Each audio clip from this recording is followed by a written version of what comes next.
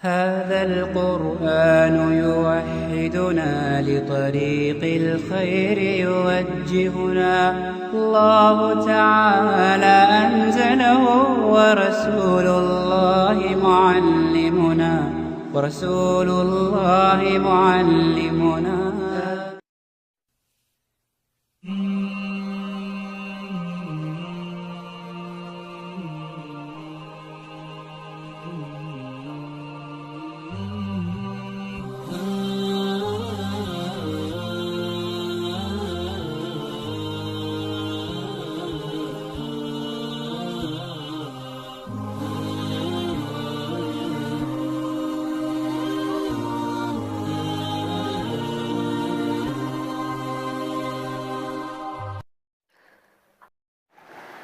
अस्सलामु अलैकुम वरहमतुल्लाहि वबरकातुह।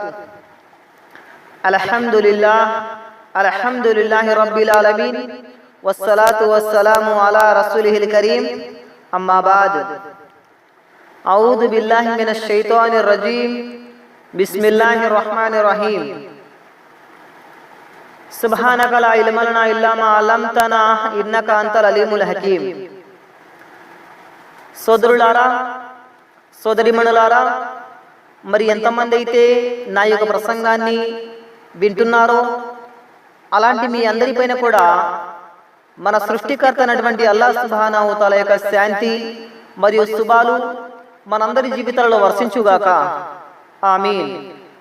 అయితే సోదరులారా, ఈరోజు నేను మీ ముందు ప్రసంగించే అంశము సదాచరణలు చేసే స్త్రీలు మరియు పురుషులు. ఈ యొక్క టైటిల్తో నా యొక్క ప్రసంగాన్ని ప్రారంభిస్తున్నాను. ఇన్షాల్లా దైవచిత్తమైతే ఈ యొక్క ప్రసంగాన్ని నేను మీ ముందు ఉంచుతాను ఇన్షాల్లా. అయితే అల్లాహ్ సుబ్హానహు వ తఆలా అంతిమ దేవరంధం దివ్య ఖురాన్లో 4వ సూరా నిసా ఆయత నంబర్ 124లో తెలియపరుస్తున్నాడు. బిస్మిల్లాహిర్ రహ్మానిర్ రహీం. వమన్ యఅమల్ మినస్ సాలిహాతి మిన్ జకరిన్ ఔ ఉన్సా వహువ ముమినున్ ఫౌలాయిక యద్ఖులూనల్ జన్నత వలా యుజ్లమూన నకీరా అని అల్లాహ్ సుబ్హానహు వ తఆలా తెలియపరిచాడు. స్త్రీలైనా పురుషులైనా విశ్వసించిన వారయుండి సత్కార్యాలు చేస్తే తప్పకుండా స్వర్గంలో ప్రవేశిస్తారు, వారికి ఏమాత్రం అన్యాయం జరగదు అని సర్వలోకాల సృష్టికర్త ఆ అల్లాహ్ సుబ్హానహు వ తఆలా సెలవిస్తున్నాడు. ఒకటి విశ్వసించడము అంటే ఈమాన్ తీసుకురావడము, తర్వాత రెండో మెట్టు మరియు సత్కార్యాలు ఆచరించడము. అందుకేమంటున్నాడు, వారు ఎవరైనా సరే, స్త్రీలైనా సరే పురుషులైనా సరే విశ్వసించిన వారై ఉండి సత్కార్యాలు చేస్తే తప్పకుండా స్వర్గంలోకి ప్రవేశిస్తారు అని అల్లాహ్ సుబ్హానహు వ తఆలా వాగ్దానం చేస్తున్నాడు. సోదరులారా, అలాగే మరొక ఆయతను మనం పరిశీలన చేసినట్లయితే సూరా షూరా 42వ సూరా 22వ ఆయతలో కూడా అల్లాహ్ సుబ్హానహు వ తఆలా అంటున్నాడు, వల్లదీన ఆమను వఅమిలుస్ సాలిహాతి ఫీ రౌదాతిల్ జన్నాత్ లహుమ్ మా యషాఊన ఇంద రబ్బిహిం జాలిక వహువల్ ఫజ్లుల్ కబీర్. ఏమంటున్నాడు అల్లాహ్ సుబ్హానహు వ తఆలా ఈ ఆయతలో?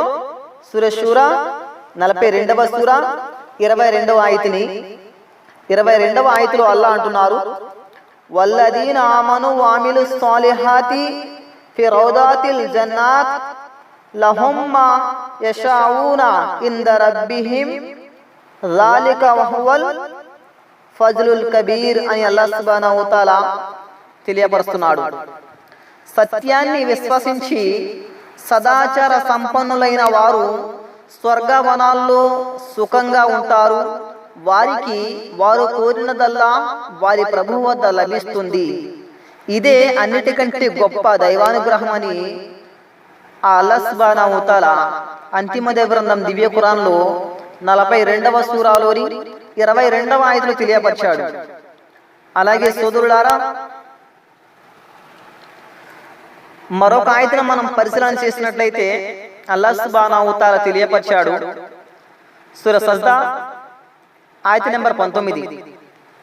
ఇక్కడ 32వ సూర ఆయత నెంబర్ 19లో కూడా అల్లాహ్ అంటున్నాడు, బిస్మిల్లాహిర్ రహ్మానిర్ రహీం, అమ్మల్లదీన ఆమను వామిలుస్ సాలిహాతి ఫలహుం జన్నాతుల్ మఅవా నుజులం బిమా కాను యామలూన్.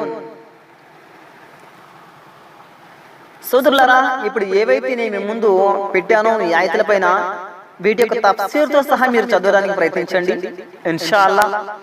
అయితే ఇప్పుడు నేను పఠించినటువంటి ఆయతులు కూడా అల్లాహ్ సుబ్హానహు వ తఆలా తెలియపరిచాడు, సత్యాన్ని విశ్వసించి సదాచార సంపన్నులైన వారికి వారి సత్కర్మలకు ప్రతిఫలంగా స్వర్గ వనాల రూపంలో గొప్ప ఆతిథ్యం లభిస్తుందని అల్లాహ్ సుబ్హానహు వ తఆలా వాగ్దానం చేస్తున్నాడు. అయితే సోదరులారా, మరి ఈ సత్కర్మల గురించి ఇన్షాల్లా కొంచెం ముందుకెళ్ళి మనం హదీస్ వెలుగులో తెలుసుకుందాము ఇన్షాల్లా. సోదరులారా, సోదరీమణులారా, నా యొక్క ప్రసంగం మీద మీ యొక్క దృష్టిని సారించి దైవ గ్రంథ వాక్యాలను, ప్రియ ప్రవక్త సల్లల్లాహు అలైహి వసల్లం వారి యొక్క హదీసులను శ్రద్ధగా వినండి. అలాగే ఇతరులకు కూడా ఈ జ్ఞానాన్ని తెలియపరచండి. ఆ భాగ్యాన్ని అల్లాహ్ తఆలా మనందరికీ ప్రసాదించుగాక. అయితే సోదరులారా, స్వర్గానికి 8 ద్వారాలు ఉన్నాయి. అవి జిహాద్, సలాత్, జకాత్, అలాగే సదకా, రయ్యాన్, ఉపవాసుల కోసం, హజ్,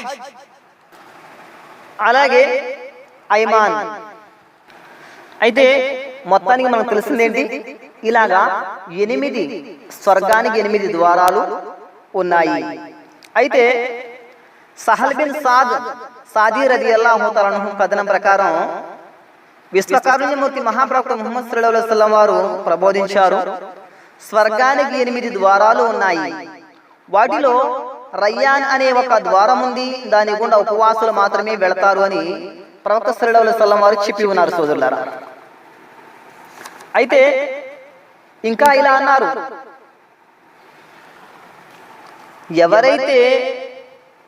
ఎవరైతే అల్లాహ్ మార్గంలో ఏవైనా జంట వస్తువులు ఖర్చు చేస్తారో వారు స్వర్గద్వారం నుండి పిలువబడతారు.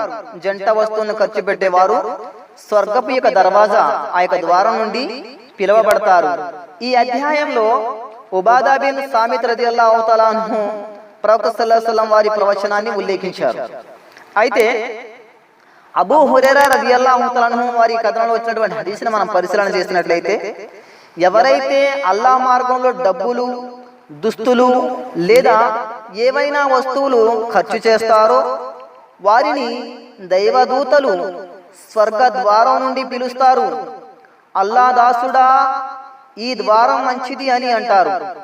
మరెవరైతే నమాజ్ చేస్తారో వారు నమాజ్ ద్వారం నుంచి పిలువబడతారు. అల్లా మార్గంలో యుద్ధం చేసిన వారు జిహాద్ ద్వారం నుండి పిలువబడతారు.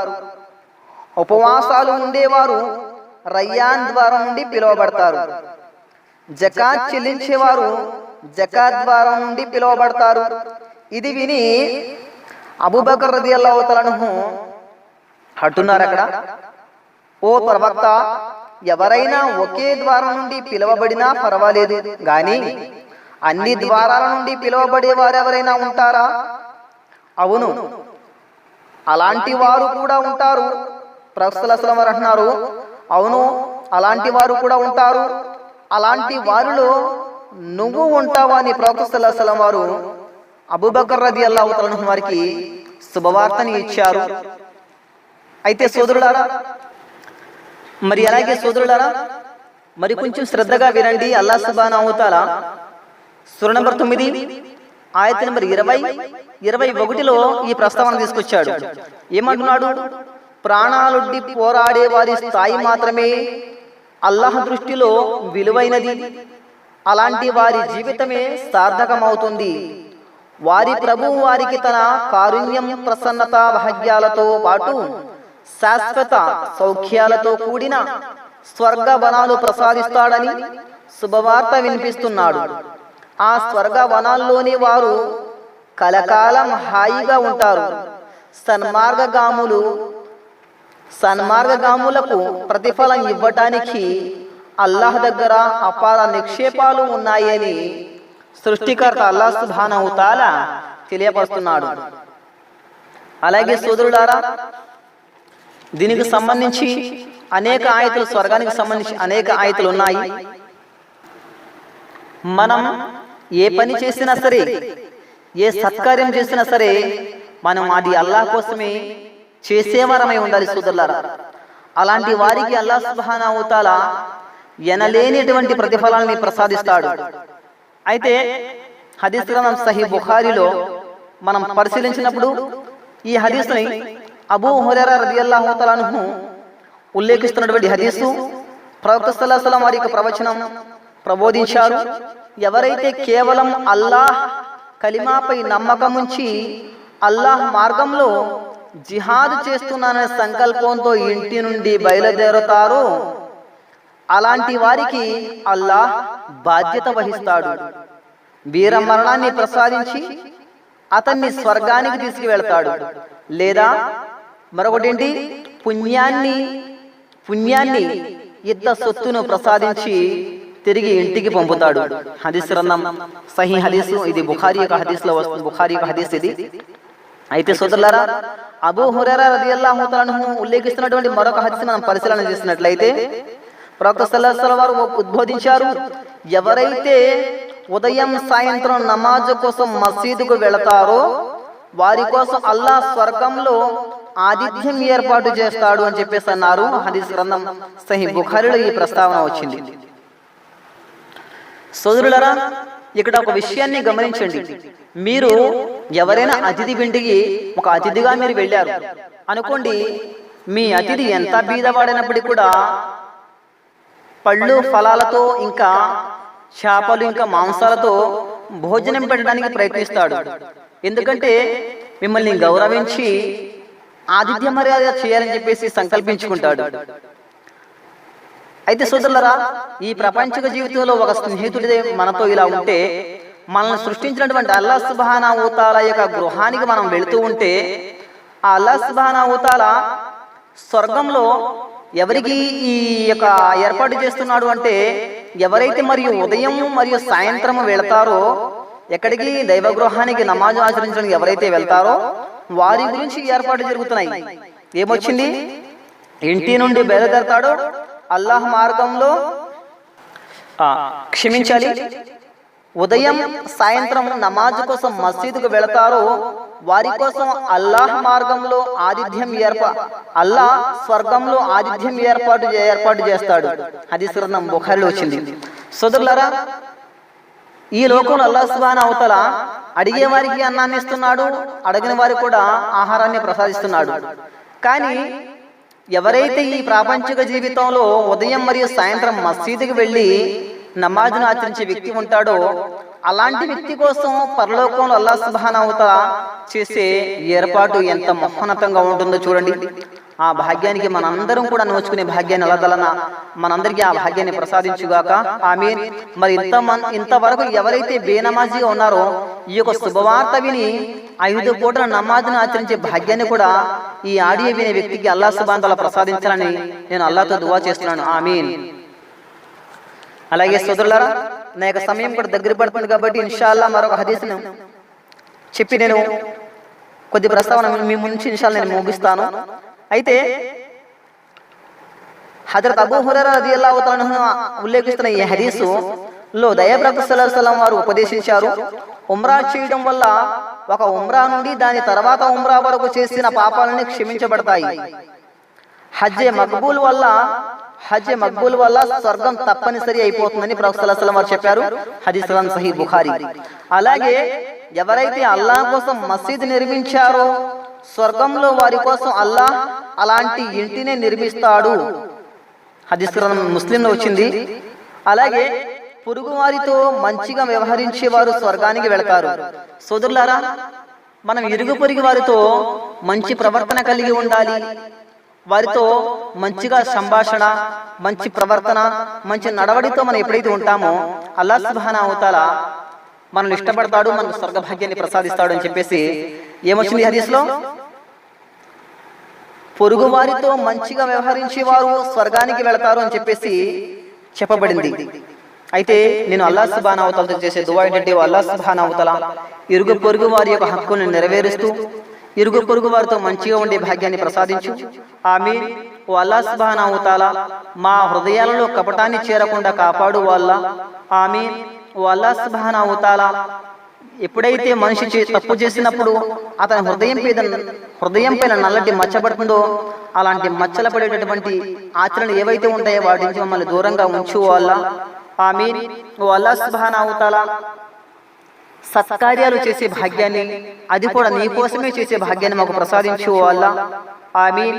ఓ అల్లాహ్ సుబ్హానాహు వ తఆలా తెలిసి తెలియక జరిగే పాపాల పట్ల క్షమాభిక్ష పెట్టు. ఆమీన్. స్వర్గంలో జన్నతుల్ ఫిర్దౌస్ లో ప్రవక్త ముహమ్మద్ సల్లల్లాహు అలైహి వసల్లం వారితో జన్నతుల్ ఫిర్దౌస్ లో ఉండే భాగ్యాన్ని ప్రసాదించు అల్లాహ్. ఆమీన్. ఓ అల్లాహ్ సుబ్హానాహు వ తఆలా ఏనాడు ఆనాడు నీ నీడ తప్ప వేరే నీడ లేని ఆ రోజున నీ యొక్క మహోన్నతమైన సింహాసనం కింద మాకు నీడను ప్రసాదించు అల్లాహ్. ఆమీన్. ఓ అల్లాహ్ సుబ్హానాహు వ తఆలా చెప్పేదానికంటే వినేదానికంటే ఆచరించే భాగ్యాన్ని ప్రసాదించు అల్లాహ్. ఆమీన్. ఓ అల్లాహ్ సుబ్హానాహు వ తఆలా మా పాపాలను పుణ్యాలుగా మార్చు. ఆమీన్. మా కష్టాలను లాభాలుగా మార్చు. ఆమీన్. మా తల్లిదండ్రుల పట్ల మేము పూర్తిగా మాటలు వినేవారిగా ఆ భాగ్యాన్ని మాకు ప్రసాదించు అల్లాహ్. ఏవైతే ధర్మ ఆదేశాలు ఉన్నాయో వాటికి అనుగుణంగా వారు నడుచుకునే భాగ్యాన్ని ప్రసాదించు అల్లాహ్. ఆమీన్. ఓ అల్లాహ్ సుబ్హానాహు వ తఆలా బ్రతికి ఉన్నంత కాలం కూడా హరాం నుంచి దూరంగా ఉంచు అల్లాహ్. ప్రతి ఒక్క హరాం ఇస్లామీయ షరియత్ ఏదైతే హరాం ఉందో దాని నుంచి మమ్మల్ని దూరంగా ఉంచు అల్లాహ్. ఏదైతే హలాల్ ఉందో దాన్ని మాకు ప్రసాదించు అల్లాహ్. ఆమీన్. వాఖిరు దావానా అనిల్ హమ్దులిల్లాహి రబ్బిల్ ఆలమీన్. అస్సలాము అలైకుం వరహ్మతుల్లాహి వబరకాతుహు. రబ్బనా తకబ్బల్ మిన్నా ఇన్నక అంతస్ సమీఉల్ అలీం. ఆమీన్.